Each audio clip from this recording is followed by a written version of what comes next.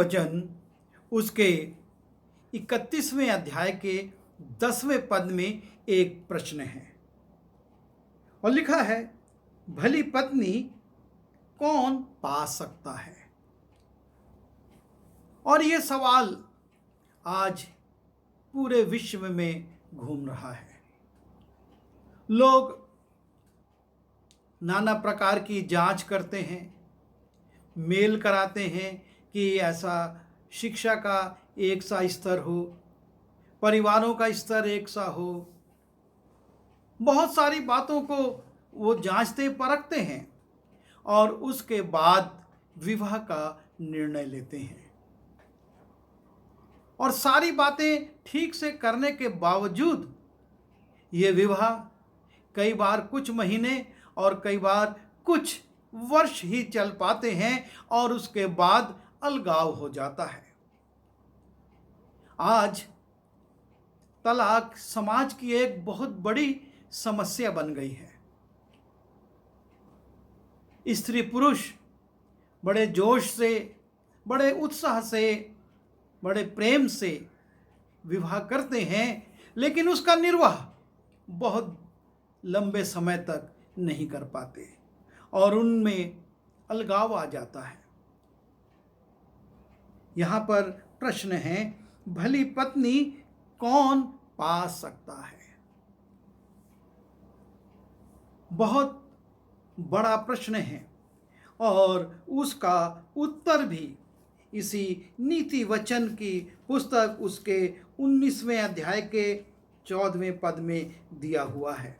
और वहाँ पर राजा सुलेमान कहता है, घर और धन पुरखाओं के भाग में, परंतु बुद्धिमती पत्नी यहोवा ही से मिलती है। जो धन संपत्ति है, जो घर बार है, वो तो पुरखाओं के द्वारा हमको ट्रांसफ़र होता रहता है, स्थानांतरित होता रहता है। लेकिन जो भली पत्नी है, बुद्धिमती पत्नी है, वो परमेश्वर ही से प्राप्त होती है। ये कैसे प्राप्त होगी? क्योंकि मनुष्य ये सोचता है कि परमेश्वर से हम मांगेंगे तो वो हमको कुछ भी देगा। हमको तो एक अच्छी पढ़ी लिखी सुशील कन्या चाहिए, उसके परिवार का स्तर हमारे परिवार के समान होना चाहिए, उसका रंग, उसका रूप हमारी इच्छा के अनुसार होना चाहिए। हम परमेश्वर पर छोड़ देंगे तो ये कैसे संभव है? लेकिन परमेश्वर का दृष्टिकोण इस विषय में बिल्कुल स्पष्ट है। जब हम उत्पत्ति 2:18 में जाते हैं, लिखा है, फिर यहोवा परमेश्वर ने कहा, आदम का अकेला रहना अच्छा नहीं, मैं उसके लिए एक सहायक बनाऊंगा। परमेश्वर आदम के लिए एक सहायक बनाने का विचार कर रहा है, क्योंकि वो नहीं चाहता कि आदम अकेला रहे। सारे प्राणी जोड़े में थे, जितने पशु थे सब जोड़े में थे, लेकिन आदम अकेला था। और इसलिए परमेश्वर कहता है कि आदम का अकेला रहना अच्छा नहीं है, मैं उसके लिए एक ऐसा सहायक बनाऊंगा जो उससे मेल खाए। परमेश्वर का दृष्टिकोण, परमेश्वर की पसंद, परमेश्वर की चाहत बिल्कुल स्पष्ट है कि मैं आदम को कोई भी ऐसा उल जलूल सहायक नहीं दूंगा, लेकिन मैं उसके लिए एक ऐसा सहायक बनाऊंगा जो उससे मेल खाए। और जब परमेश्वर देखता है और परमेश्वर काम करता है तो वो सर्वोत्तम करता है। लेकिन आज संसार में मनुष्य अपने दृष्टिकोण को लेकर चल रहा है।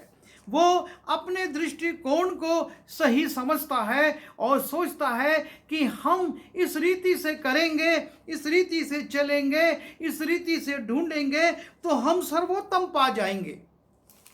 हम एक अच्छी कमाऊ स्त्री से ब्याह कर लेंगे, लेकिन कुछ दिनों के बाद उसी कमाऊ स्त्री के साथ संबंध बिगड़ जाते हैं, व्यवहार बदल जाता है और अलगाव आने लगता है। और धीरे धीरे यह अलगाव बढ़ते बढ़ते तलाक तक पहुंच जाता है। और इसलिए ज़रूरी है कि हम सहायक या पत्नी को ढूंढने के लिए परमेश्वर पर भरोसा रखें, उससे प्रार्थना करें, उससे मांगें। जब हम उससे प्रार्थना करेंगे, जब हम उससे मार्गदर्शन लेंगे, तो हमारे लिए वो सर्वोत्तम करेगा। जब हम उत्पत्ति उसके 24वें अध्याय के 40वें पद में जाते हैं, तब इब्राहिम अपने सेवक से कहता है, तब उसने मुझसे कहा, यहोवा जिसके सामने मैं चलता आया हूं, वो तेरे संग अपने दूत को भेजकर तेरी यात्रा को सफल करे, सो तू मेरे कुल और मेरे पिता के घराने में से मेरे पुत्र के लिए एक स्त्री ले आ सकेगा। इब्राहिम परमेश्वर पर भरोसा रखता है और अपने सेवक से कहता है कि मैं तेरे लिए प्रार्थना करूंगा कि परमेश्वर अपने दूतों को तेरे आगे भेजे। जब तुझको मेरे बेटे के लिए एक स्त्री लाना है, तो वो मेरे पिता के घराने से, अर्थात मेरे समाज में से, मेरे लोगों में से आएगी। और उसको प्राप्त करने का रास्ता केवल एक है, और वो ये है कि परमेश्वर तेरे संग अपने दूत को भेजकर तेरी यात्रा को सफल करेगा, सो तू मेरे कुल और मेरे पिता के घराने में से मेरे लिए, मेरे पुत्र के लिए एक स्त्री ले आ सकेगा। और जब इब्राहिम का ये सेवक यात्रा पर जाता है, तब वो परमेश्वर से प्रार्थना करता है। वो एक स्थान पर पहुंच रहा है और वो परमेश्वर से कहता है 42वें पद में, सो मैं आज उस कुएं के निकट आकर कहने लगा, हे मेरे स्वामी इब्राहिम के परमेश्वर यहोवा। वो परमेश्वर से प्रार्थना कर रहा है, हे मेरे स्वामी इब्राहिम के परमेश्वर यहोवा, यदि तू मेरी इस यात्रा को सफल करता हो तो देख, मैं जल के इस कुएं के निकट खड़ा हूं, सो ऐसा हो कि जो कुमारी जल भरने के लिए निकल आए और मैं उससे कहूं, अपने घड़े में से मुझे थोड़ा पानी पिला, और वो मुझसे कहे पी ले, और मैं तेरे ऊँटों के पीने के लिए भी पानी भर दूंगी, वो स्त्री वही हो जिसको तूने मेरे स्वामी के पुत्र के लिए ठहराया हो। एक चिन्ह वो रख देता है, परमेश्वर से प्रार्थना करता है, क्योंकि वो अनजान है, अनजान जगह में आ गया है और एक कुआं है जहां पर कि लड़कियां पानी भरने आ रही हैं। और तब वो परमेश्वर से प्रार्थना करता है कि ऐसी लड़की जिसके दिल में प्रेम हो, जिसके दिल में तरस हो, जो कि ना सिर्फ मनुष्यों की लेकिन पशुओं की भी चिंता करती हो, ऐसी स्त्री मैं चाहता हूं कि मेरे स्वामी के लिए मिले। और मैं ये चिन्ह ठहराता हूं कि जो लड़की से मैं पानी मांगूं और वो मुझको पानी पिलाए और फिर कहे कि मैं तेरे ऊँटों को भी पिलाऊंगी, वही मेरे स्वामी के पुत्र वधू बने। और वो इस चिन्ह को रख कर बैठ जाता है। और तब हम देखते हैं कि वहाँ पर 45वें पद में, मैं मन ही मन ये कह ही रहा था। ये सेवक अपने मन में ये प्रार्थना कर रहा था कि देखो, रिबका कंधे पर घड़ा लिए हुए निकल आई, फिर वो सोते के पास उतर के भरने लगी, और मैंने उससे कहा मुझे पिला दे। उसने फुर्ती से अपने घड़े को कंधे पर से उतार कर कहा, ले पी ले, पीछे मैं तेरे ऊँटों को भी पिलाऊंगी। सो मैंने पी लिया और उसने ऊँटों को भी पिला दिया। जो चिन्ह उसने मांगा था वहाँ पर वो चिन्ह पूरा हो रहा है। ये रिबका नाम की स्त्री इस सेवक को नहीं जानती, इसके साथ 10 ऊँट थे और ऊंट कितना पानी पीते हैं हम ये जानते हैं। और उसके बावजूद वो ना सिर्फ इस सेवक को जो उसके लिए बिल्कुल अनजान है उसको पानी पिलाती है, लेकिन उसके ऊँटों को भी। वो ये सोचती है कि एक लंबी यात्रा से आए हैं और इन ऊँटों को भी पानी की आवश्यकता होगी और वो उनके लिए भरती है। और जब प्रार्थना के साथ दिया गया चिन्ह पूरा होता है तब लिखा है 24वें अध्याय के 50वें पद में, तब वो सेवक लाबान को और उस स्त्री के भाई को बताता है मेरा उद्देश्य क्या था। और तब लाबान और बतूएल ने उत्तर दिया, ये बात यहोवा की ओर से हुई है। वो लाबान जो उसका भाई और जो बतूएल है उसका पिता उनको बता देता है कि मैं इब्राहिम का सेवक हूँ, मैं यात्रा पर निकला हूँ उसके बेटे के लिए पुत्र वधू लेने के लिए, और मैंने कुएं पर ये प्रार्थना करी, ये चिन्ह रखा और ऐसा ऐसा हुआ। और तब लाबान और बतूएल ने उत्तर दिया, ये बात यहोवा की ओर से हुई है, सो हम लोग तुझसे ना तो भला कह सकते हैं और ना बुरा। जब परमेश्वर की ये मर्जी है, परमेश्वर ने ये ठहरा दिया है और इस चिन्ह को पूरा किया है, तो हम मनुष्य क्या हैं। और इस प्रकार से हम देखते हैं कि लाबान और बतूएल परमेश्वर के सामने स्वयं को अर्पित करते हैं। और तब जब विदाई की बारी आती है वो कहते हैं हम अपनी बहन से भी पूछ लें, अपनी बेटी से पूछ लें। और 58वें पद में लिखा है, सो उन्होंने रिबका को बुलाकर उससे पूछा, क्या तू इस मनुष्य के संग जाएगी? उसने कहा, हाँ मैं जाऊंगी। जब परमेश्वर अगुवाई देता है वो दोनों पक्षों पर अपने इच्छा को प्रकट करता है। रिबका के लिए वो प्रार्थना कर रहा है कि ऐसी लड़की आए जो कि ऐसा ऐसा करे, और रिबका आती है और वो वैसा ही करती है।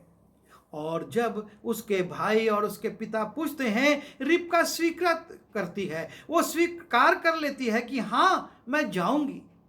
वो कभी उस देश में नहीं गई, कभी वो उस व्यक्ति के साथ नहीं गई, लेकिन परमेश्वर की अगुवाई में वो कहती है, उसने कहा हाँ मैं जाऊंगी। और तब हम 67वें पद में इस कथा का अंत देखते हैं जो बड़ा सुखद है। लिखा है, तब इसहाक रिबका को अपनी माता सारा के तंबू में ले गया और उसको ब्याह कर उससे प्रेम किया। यह है परमेश्वर की अगुवाई। इब्राहिम ने अपने सेवक से कहा था, मैं प्रार्थना करूंगा, परमेश्वर अपने दूत भेजेगा, और परमेश्वर ने अपने काम को किया और इसहाक को रिबका के रूप में एक भली पत्नी प्राप्त हुई। परमेश्वर इसी बात को संसार में चाहता है कि लोग पत्नी को प्राप्त करने के लिए पहले परमेश्वर की अगुवाई को लें, परमेश्वर से प्रार्थना करें, परमेश्वर से मांगें। और जिसने ये कहा कि आदम का अकेला रहना अच्छा नहीं, वो उनके लिए भी जो कि विवाह के लिए तैयार हैं उनको एक पति या एक पत्नी प्रदान करेगा, उनकी अगुवाई करेगा, एक भली स्त्री और एक भला पुरुष उनको प्रदान करेगा, ताकि वो जुड़े, एक परिवार का निर्माण हो, एक घर बने और उस घर में आनंद हो। लड़ाई झगड़े, क्लेश, निंदा, एक दूसरे पर लांछन लगाना ना हो, दोष लगाना ना हो, लेकिन उस घर में प्रेम हो, क्योंकि घर को यहोवा ही बनाता है। हम बार बार भजन संहिता उसके 127वें अध्याय को पढ़ते हैं और उस पर मनन करते हैं, और उसमें साफ लिखा है कि यदि घर को यहोवा ना बनाए तो उसके बनाने वालों का परिश्रम व्यर्थ होगा। और देखिए, इस पद को लिखने वाला भी सुलेमान ही है। इस गीत को रचने वाला सुलेमान है, जो भजन संहिता में है, और नीति वचन में भी वो 31वें अध्याय के 10वें पद में प्रश्न रखता है कि भली पत्नी कौन प्राप्त कर सकता है, कैसे मिल सकती है। और उसकी प्राप्ति, धन की प्राप्ति पुरखों से हो सकती है, घर की प्राप्ति पुरखों से हो सकती, पर भली पत्नी परमेश्वर यहोवा ही की ओर से मिलती है। और इसलिए आवश्यक है कि हम अपनी बुद्धि का सहारा ना लें, अपनी समझ का सहारा ना लें, अपने दृष्टिकोण का, अपने तर्क वितर्क का, अपनी शिक्षा का, अपने संबंधों का सहारा ना लें, लेकिन परमेश्वर के सामने रखें और वो एक भली पत्नी प्रदान करेगा। आइए दुआ करें। प्रभु जी, हम उन तमाम नौजवानों को आपके चरणों पर लाते हैं जिनके जीवन में विवाह होना है। प्यारे पिता परमेश्वर, हम जानते हैं कि अपनी बुद्धि से, अपने ज्ञान से और अपने दृष्टिकोण से यदि वो पत्नी प्राप्त करेंगे तो वो संबंध स्थायी नहीं होगा। उसमें जोड़ा सकता है, तोड़ा सकता है, उसमें रुकावट आ सकती है, लेकिन जो संबंध आप स्थापित करते हैं वो स्थायी होता है। और इसलिए हमारे उन तमाम सुनने वालों को जिनके जीवन में या उनके बच्चों के जीवन में विवाह का समय आ रहा है, वो आपसे मांगें, आपसे एक भली बेटी को, एक भली पत्नी को, एक भले पुरुष को मांगें और आप उनको प्रदान करेंगे। विनती यीशु के नाम से मांगता हूँ, आमीन।